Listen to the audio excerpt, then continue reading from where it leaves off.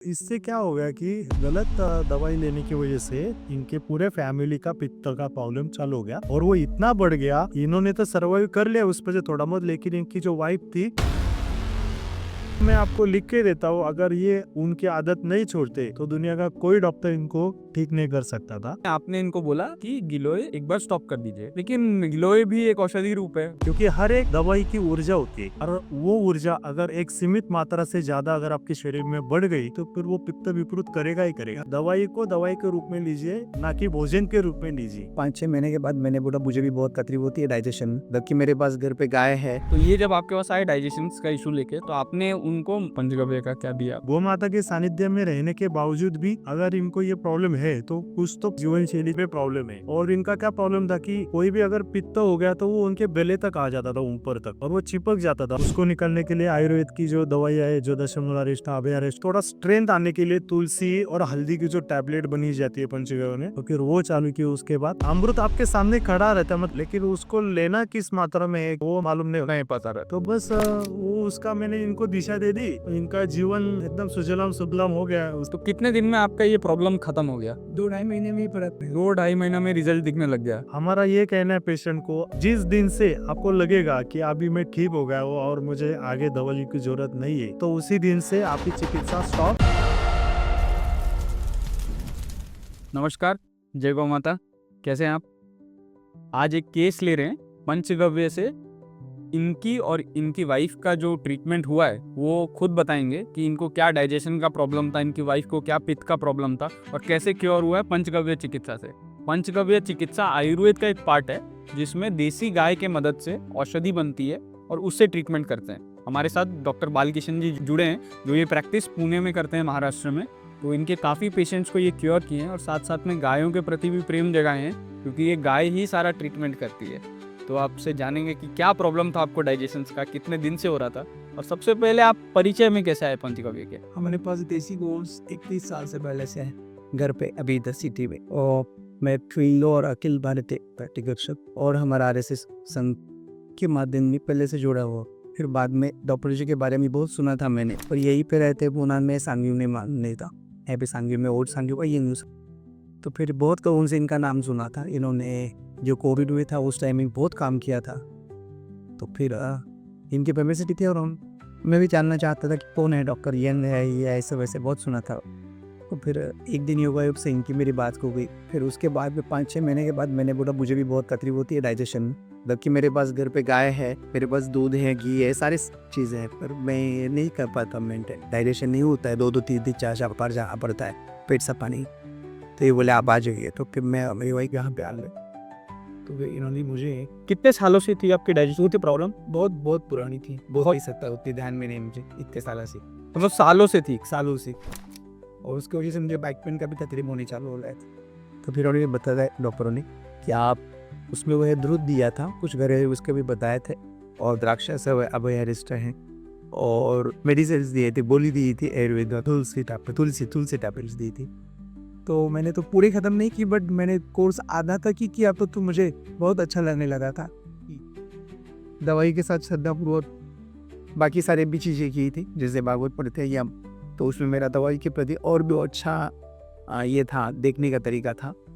और मेरे वाइफ को तो बहुत ही तकलीफ हो रही थी, उसका उतना ट्रस्ट था नहीं। पहले एक बार आपका ही लेते हैं। तो ये जब आपके पास आए डाइजेशन का इशू लेके, तो आपने उनको मतलब जो मेन दवाई था वो क्या था, वो थोड़ा सा एक्सप्लेन करेंगे? पंचगव्य का क्या दिया? सबसे पहले जो आए तो हमें क्या रहता है कि कोई भी अगर पेशेंट अपने सामने आए तो उसकी जो बॉडी लैंग्वेज है वो देखी जाती है, इनकी ऑरा क्या बोलती है आपसे वो देखा जाता है।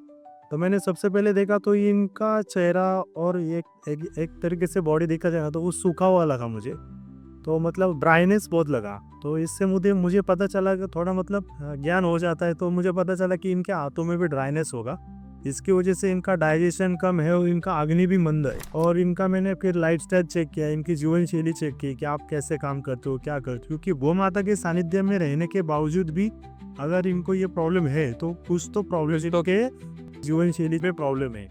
तो सबसे पहले उसको ठीक किया हमने। फिर उसके बाद नाड़ी परीक्षण करने के बाद वही दिखा, जो वात और पित्त की जो तकलीफ रहती है वो दिखा था। और इनका क्या प्रॉब्लम था कि कोई भी अगर पित्त हो गया तो वो उनके बेले तक आ जाता था, ऊपर तक, और वो चिपक जाता था। Acid reflux. हाँ, एसिड रिफ्लक्स के जैसा वो काम होता था उनका। तो फिर वो मैंने उनके अग्निमंदे के ऊपर काम किया, नाभि में कुछ नस्य और ये डालने के लिए बोला। फिर उसके बाद गुरु चिकित्सा, वही जो पंचगव्य की मतलब बहुत इंपॉर्टेंट चिकित्सा, वो चालू की। गुरु चिकित्सा के बाद फिर थोड़ा सा फिर पुराना मल जो रहता है पेट में, हाथों के अंदर जो चिपका हुआ रहता है, उसको निकालने के लिए आयुर्वेद की जो दवाइयाँ है, जो दशमूलारिष्टा, अभयारिष्टा जिसको बोलकर, तो फिर वो चालू की। उसके बाद थोड़ा स्ट्रेंथ आने के लिए तुलसी और हल्दी की जो टैबलेट बनी जाती है पंचगव्य में, तो फिर वो दे दी इनको। तो तुलसी के जो उसमें बीज यूज किए जाते हैं, जो वीर्य शक्ति को भी अच्छे से बढ़ा देते हैं, वो शरीर का बढ़ा देते हैं, हड्डियों में, नस नाड़ियों में जान डाल देते हैं। तो वो उसके ऊपर मैंने मतलब अप्लाई करना इनके ऊपर चालू कर दिया। तो और उसके साथ उनके पास घर में मतलब गुरुद था, देसी गाय का दूध था, घी था, तो उसको कैसे अपने जीवन में अप्लाई करना चाहिए। क्योंकि क्या होता है, कुछ लोगों को अमृत आपके सामने खड़ा रहता है, मतलब सामने होता है, लेकिन उसको लेना किस मात्रा में है, कैसे उसको अपने शरीर के ऊपर अप्लाई करना है, वो मालूम नहीं पता रहा। तो फिर मैंने सिर्फ उसको दिशा दी, बाकी कुछ नहीं किया। जो खुद गौ माता के सानिध्य में रहते हैं, तो उनकी पुण्य तो अपने से भी ज्यादा है, ऐसा बोलना पड़ेगा। तो बस उनको मैंने बोला कि आपके घर में जो वैद्य है, उनके साथ दोस्ती कैसी करनी है और उसके पंचगव्य को अपने जीवन में कैसा उसका हिस्सा बनाना है।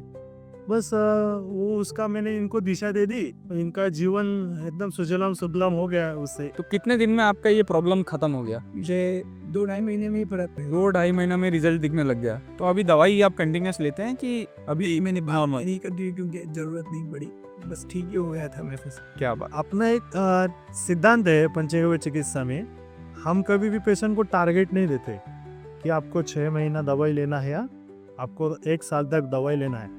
हमारा ये कहना है पेशेंट को, जिस दिन से आपको लगेगा कि अभी मैं ठीक हो गया हूँ और मुझे आगे दवाई की जरूरत नहीं है, तो सिर्फ मैं उनको बोलता एक बार आप आ जाइए, नाड़ी परीक्षण कर लेंगे, मुझे भी अच्छा लगा, तो उसी दिन से आपकी चिकित्सा स्टॉप और आप अपने जीवन में खुश रहिए।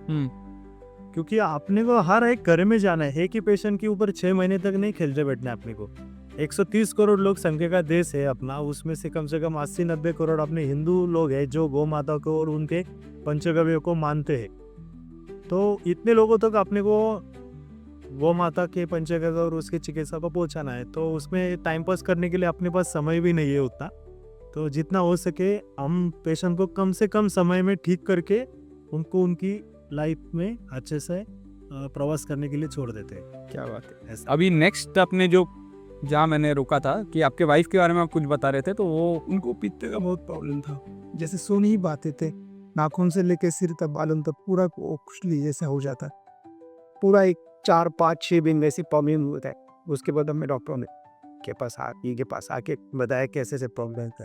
डॉक्टर पूछ ले, मेरे नुस्खे में जो ये आता है एलोवेरा, उसका जूस बताया था और नारी संजीवनी दी बटी, उसके बाद रहा वह अरिष्ट द्राक्ष सब।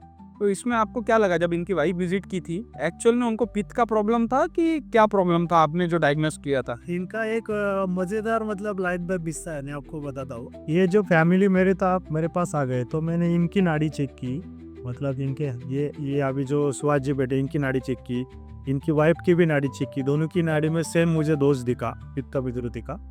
और फिर मैंने थोड़ा इनसे पूछा कि आप क्या करते हो डेली में, क्या ऐसा मतलब एक्स्ट्रा ऑर्डिनरी क्या लेते हो। तो इन्होंने मुझे बोला कि कोरोना के समय से हम प्रिकॉशनरी गिलोय का काढ़ा हम लेते हैं, एक वो भी इतना क्वांटिटी में लेते हैं, कम से कम 200-300 ml, मतलब एक गड़ा इतना गुनगुने पानी में पूरा उबाल के ले लेता हूँ। वो प्रिकॉशनरी लेते थे। तो मैंने बोला इनको कि आपने किससे कंसल्ट किया या क्या किया, तो बोली नहीं हमें ऐसा ही मतलब पता चला तो हमें लिया था। तो मैंने बस बाकी कुछ नहीं किया, सबसे पहले वो आदत इनकी छुड़वा दी। मैं बोला कि वो एक समय था जो आपको लेने के लिए ठीक था, अब जरूरी था, अभी नहीं, अभी उसकी जरूरत नहीं। तो इससे क्या हो गया कि गलत दवाई लेने की वजह से इनके पूरे फैमिली का पित्त का प्रॉब्लम चालू हो गया और वो इतना बढ़ गया, मतलब इन्होंने तो सर्वाइव कर लिया उस पर से थोड़ा बहुत, लेकिन इनकी जो वाइफ थी उनको वो एलर्जी तक लेके गया। मतलब अभी नेक्स्ट स्टेप ये था कि ये स्किन डिजीज तक चला जाता था अगर इन्होंने स्टॉप नहीं किया होता।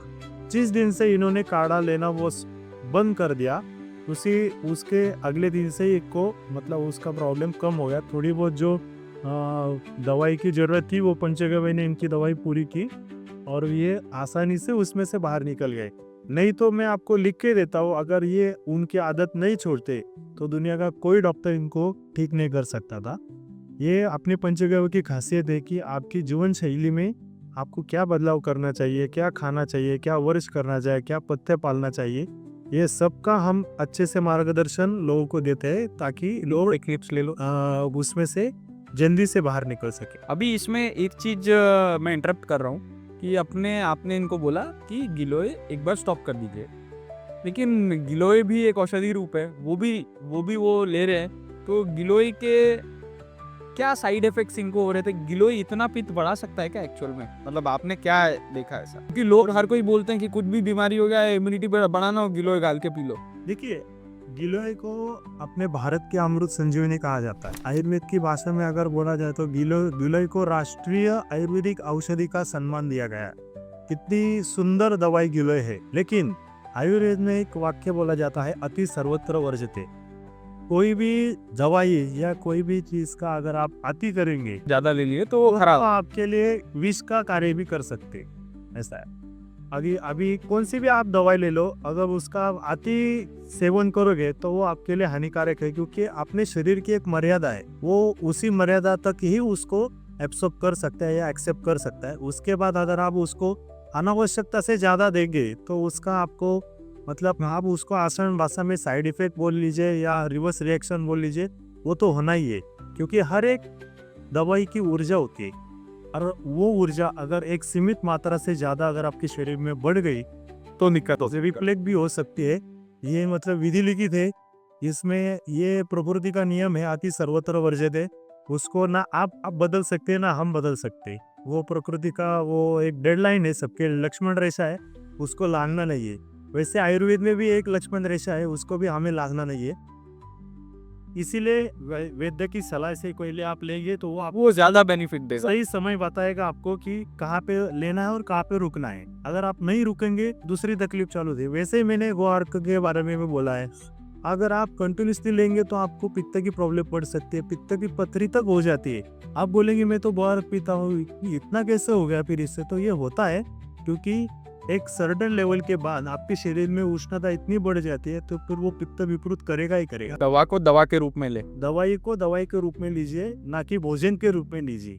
दवाई जब भोजन हो जाएगी तो भी इसका काम करेगी, ये सबने जान लेना चाहिए। अपने वापस बैक टू द टॉपिक पे आते हैं। तो फिर आप इनके जो वाइफ की कंडीशंस हो गए थे तो उसमें क्या चिकित्सा का मतलब क्या आपने दिया था ताकि वो क्योर हो सके? उसमें मैंने उनका पित्त को कंट्रोल करने के लिए जो दवाई थी, आपने पंचगव्य में पित्त शामक चूर्ण वगैरह हम बनाते हैं, गव्य त्रिफला बनाते, और उसके साथ साथ उनके शरीर में जो एक्स्ट्रा ऑर्डिनरी टॉक्सिन्स था उसको निकालने के लिए अभयारिष्ट, दशमूलारिष्ट, और औरतों के लिए सबसे सुंदर आयुर्वेद दवाई है कुमारी आसव, ये भी साथ साथ उसको दिया मैंने। और कुछ गुरुद दिए उनको मैंने, मेडिकेटेड गुरुद दिए उनको, जिसको तिक्ती का गुरुद बोलते हैं या महातिक्त गुरुद बोलते हैं, वो दिया ताकि उनका जो पित्त बढ़ा हुआ था शरीर के अंदर का वो कब हो सके।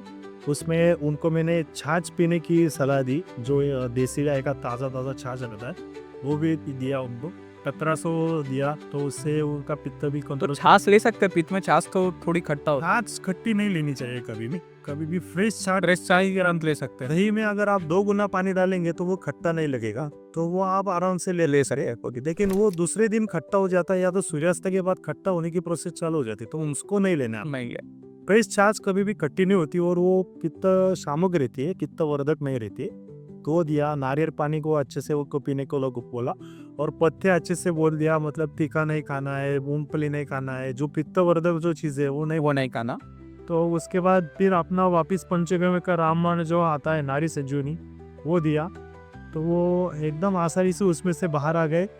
तो अभी तो वो बाहर की कुछ दवाई लेने के लिए मतलब वे डेरी ही नहीं ले कुछ लेना चाहिए, बस कुछ भी हो जाए तो सुहास जी या उनकी फैमिली से फोन आ जाता है, तो मैं वो बोलता हूँ, तो पहले पत्ते बोलता हूँ फिर दवाई के ऊपर आता हूँ, ऐसा। तो सुहास जी अभी कैसा जीवन चल रहा है? अभी दोनों एकदम बीमारी से मुक्त है। तो पंचगव्य के बारे में आपने जो चिकित्सा ली और आपके वाइफ ने भी जो चिकित्सा ली, तो आपके अंदर से आप क्या बोलना चाहेंगे दर्शकों को? पंचगव्य बहुत बढ़िया चीज़ है। पंचगव्य से कोई साइड इफेक्ट्स नहीं है। जैसे आपकी मात्रा कभी कम ज़्यादा हो जाती है तो आपको फ़ायदा ही मिलेगा, बट लॉसेस के लिए एज कम्पेयर टू दूसरा बॉडी मेडियन क्या बोलते हैं ना, मॉडर्न मेडिकल साइंस। और हम जो रेगुलर पी रहे थे पहले, जो काढ़ा हुई रेगुलर का, उसमें हमें आइडिया नहीं कि फिर इन्होंने बराबर दिशा दी हमको, नहीं तो हम लोग मतलब गलत ट्राइब में आ गए, हाँ गलत ट्राइब में चले गए थे। बट जो पंचगव्य से ही आदमी के जीवन में सुधार आ सकती है, इसके लिए दूसरा कोई मतलब सॉल्यूशन नहीं है। आपके तो आपने रिजल्ट ले लिया। पक्का पक्का मैं इसका प्रचार प्रसार भी करता हूँ, हमेशा बोलता हूँ सबको। ये स्वयं गो सेवक है अच्छे से और वारकरी संप्रदाय से है हमारे महाराष्ट्र से। तो गौ माता तो इनकी आराध्य है ही, और उनको दवा पंचगव्य का दवाई भी मिल गई। डॉक्टर साहब का बहुत बड़ा रोल है, ये खुद प्रसन्न की बड़े कार्य करता है। और गाय से सीख हुए तो बहुत अच्छी बात है, और बिना साइड इफेक्ट के, और गाय के प्रति प्रेम भी जाएगा। और इसका प्रचार प्रसार बहुत सारा होता है, ये वजह से ऐसे ही नहीं बोलते कि भाई 33 कोटि देवता है, कुछ बात होगा। बस। और ये गीता में लिखा है भगवान ने, श्री विष्णु ने वो माता में कितने भगवंत क्या आवश्यक क्या है। अच्छा लगा आपसे बात करके। नमस्कार। धन्यवाद। जय गौ माता।